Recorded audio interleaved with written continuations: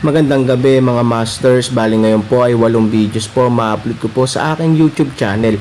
Tama nga mga masters, 8 videos nga po ma-upload ko. Yon, what's up mga masters? Nandito na naman tayo sa panibagong araw, panibagong kabanata na naman ang pagsasama-samahan natin ngayon guys.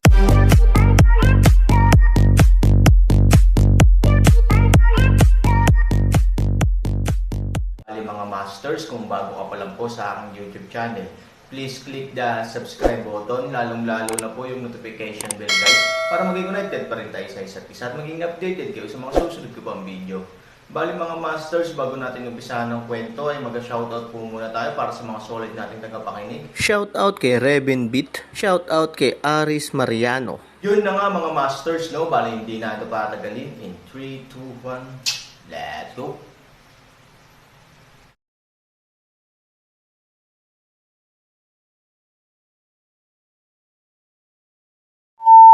Young man, you are impetuous. You need to know that there is someone outside. May araw sa labas. Originally, I should teach you a lesson. But for the sake of your bad prodigal son, patatawarin kita. Pagkatapos ng tame time na sinabi ni Baiho, ikanaway niya ng bahagya ang kanyang kamay at kukunin na sana ang kanyang mga disipulo para maupo sa tabi niya. Gusto ni Zhong Beihai na maghukay ng sarili niyang butas at ilibing ang sarili. Gaya ng nakagawian, ang ugali sa pangangaral ng nakatatandang Marshall brother ay wala.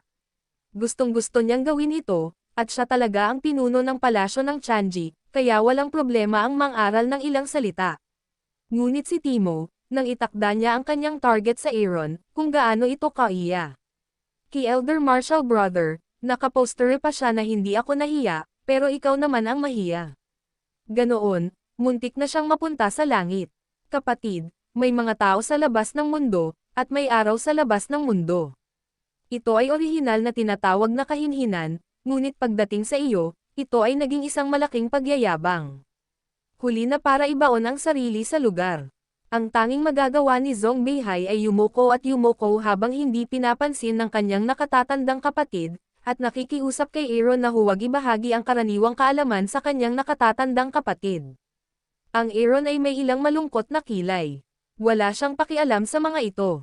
Gayunpaman, nakakainis talaga ang mga kontrabida na magreklamo muna, ngunit kung iisipin na sila ay nakulong dito ngayon, ang Aaron ay tamad din na makakita ng mga katulad nila. Ang Aaron ay hindi lumabas, at ang iba pang hindi nasisiyahang mga disipulo ay hindi nang ahas na magkamali. Sa partikular, ginamit ni Bai Shaosheng ang kanyang mga mata para sabihin sa lahat na huwag itong isa puso at hayaan sila. Walang imak ang magkabilang panig. Naghanap si Bai Hulao daw ng medyo bukas na lugar sa bulwagan at pinaupo ang mga disipulo. Pagkatapos nito, sinimulan niya silang maupo ng naka-cross-legged. Pagkatapos, isa-isa, sinimulan niyang suriin ang mga pinsala ng individual na mga alagad. Pagtingin pa lang, lumakad sina Mo Yang at Dao 12, naghulog ng ilang pares ng mga lubid at sinabing, mayroon ba sa inyo na nakal mo ng mga zombie? Oo, tumanggaw si Old Daoist Baiho. Sa oras na ito, nalaman niyang ang isa sa kanyang mga braso ay isang alagad na may maduming dugo na umaagos sa kanyang kamay. Tumalikod siya at mahinahong sinabi, kung nakal mo ka o nakagat ng zombie, napakadali, para lason ka at maging bangkay. Sa makatuwid, mas mabuting itali mo ng mga lubid ang mga sugatang disipulo para maiwasan ang biglang pag-atake ng bangkay sa mga normal na tao. Si Moyang ang tamang paraan. Gayunpaman, ang tinig ng boses ni Moyang ay bumagsak, ngunit ito ay humantong sa isang malamig na huni ng matandang Daoist na si Baiho.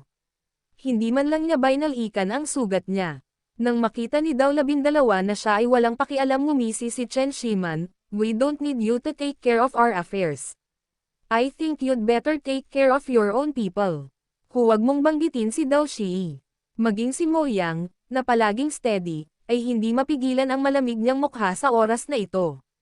Iligtas mo sila, huwag ka ring magpasalamat, ipangaral mo muna ang Aaron, ngayon ay nasa ganitong maasim na wika, biglang malamig ang boses ni Mo Yang na hindi kasiyahan na paraan, mas mabuting bigyan mo ng pansin ang pagsasalita, kung hindi, huwag mo kaming sisihin na walang galang.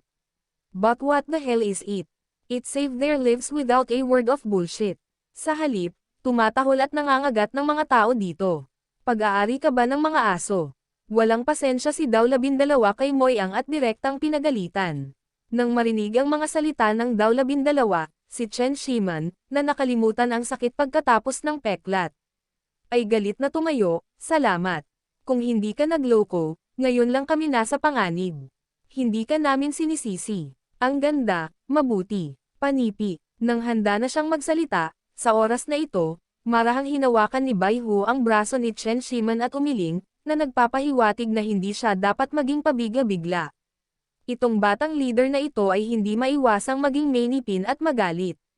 Natural, maraming mali. People, we should be lenient.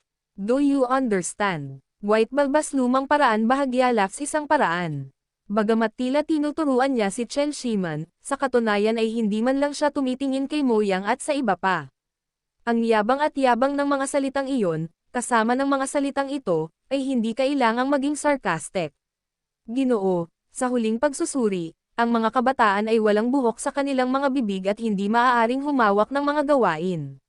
Sinulyapan ni Chen Shiman si Moyang at ang iba pa mula sa gilid ng kanyang mga mata at sinabing may malamig na ngiti. Tama na. Sa sandaling ang boses ni Bai Hu ay bumagsak na, isang dagandong ng galit din ang biglang umalangaw-ngaw sa bulwagan. Biglang bumangon si Bai Xiaosheng na may malamig na mukha at galit sa kanyang mga mata, ayoko nang magkaroon pa ng gulo.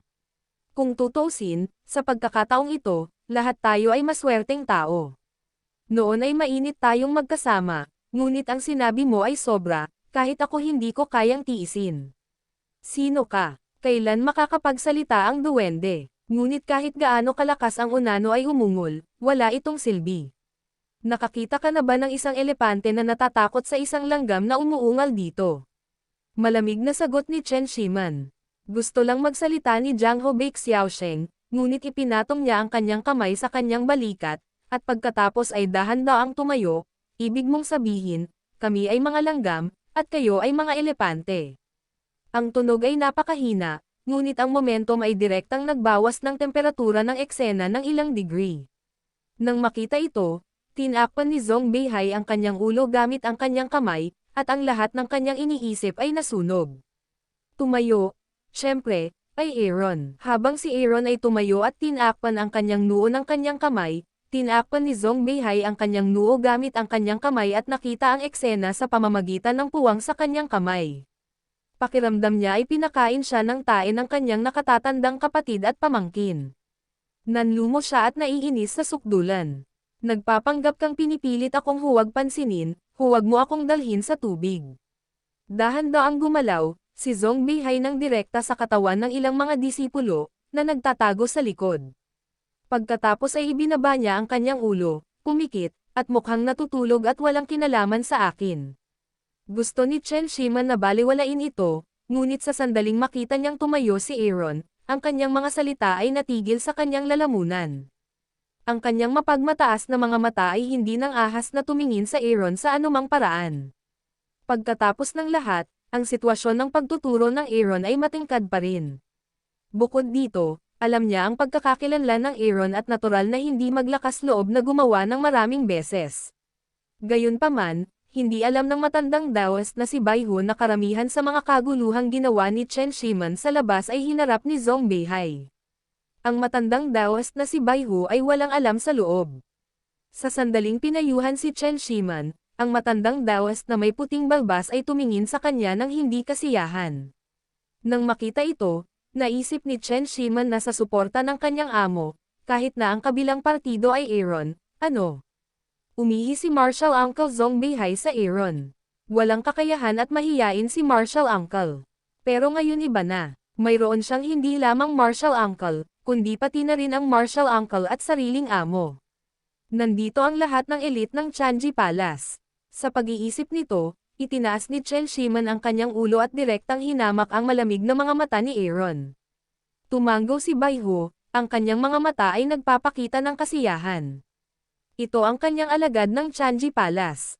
Sa oras na ito, ang matandang Daoist na may puting balbas ay tumawa at sinabi, dahil isa kang elepante, paano ka magkakaroon ng parehong pangunawa sa mga langgam? Shiman, tinuruan kita ng maraming beses bilang isang guro. Kung mas may kakayahan ka, ang mas malaki ang responsibilidad na dapat mong pasanin sa halip na ay bully ang iba ng may kapangyarihan, alam mo ba kung ano ang mali? Bagamat ito ay upang turuan si Chen Shiman, walang makapagsasabi kung gaano kataas at gaano kataas ang kanilang posisyon. Kasabay nito, labis silang kabalintunaan kay Han Sanchen at sa iba pa. Oo, tama si Master. Paanong ang mga elepante ay magkakaroon ng parehong pananaw sa mga langgam? Kung gayon, ako ang magiging tinatawag na pabigla-bigla at makusok na pinuno ng mga kabataan sa iyong bibig. Proud tumingin sa Aaron, Chen Shiman sinabi ng isang kakaibang pangungusap, isang puwit na upo. Ang mga mahihirap na tao na sumusunod sa kanya ay palaging kailangang magbayad para sa kanyang impetuosity. Bagaman ang bawat batang pinuno ay kailangang dumaan dito, napakasamang pagbayaran siya ng kanyang sariling buhay. Sa mga salitang ito, agad na tumawa ang ilang Marshall brothers sa tabi ni Chen Shiman. Walang hiya, nagalit si Bai Xiaosheng at nagngangalit ang kanyang mga ngipin, ngunit halos sa isang iglap, biglang nawala ang kamay sa kanyang balikat. Nang muli niyang iyangat ang kanyang mga mata, nagkaroon ng dagandong sa kampo ng palasyo ng Chanji ilang metro ang layo. Bang! Isang pader ng restaurant ang gumawa ng malakas na ingay, at pagkatapos ay bahagyang nanginig ang buong dingding. Sa oras na ito, si Chen Shiman ay may ngiti pa rin sa kanyang mukha, ngunit ang kanyang katawan ay halos kalahating nakatanim sa dingding. Mabilis, napakabilis nito na hindi ito naaninag ng lahat. Kahit si Chen Shiman, ang party, ay pinanatili pa rin ang ngiti sa nakaraang segundo. Sa dagandong, nakita ng mga tao ang nangyari. Ngunit nakita lang ni Chen Shiman ng malinaw, sa oras na ito ang isang kamay ay hamarang sa sariling leeg, sa hindi inaasahang pagkakataon ay siya na. Aaron, gusto niyang magsalita, ngunit sa pagitan ng kanyang bibig, ang dugo ay bumubulusok ng husto, malapit sa 30 centimeters na kapal ng pader. Tinamaan siya ng malaking butas ng kanyang katawan. I'm afraid there is no need for any words to describe how he was hit.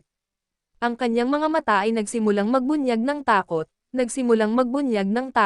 gusto niyang magpumiglas na bumangon, ngunit natagpuan na siya ay hindi lamang nakaimbed sa dingding, ang kanyang katawan ay halos mabali ang hindi mabilang na mga buto, hindi nakinig sa kanyang utos. Sa oras na ito, bahagyang sumimangot si Aaron at mahinang sinabi, "Elepante."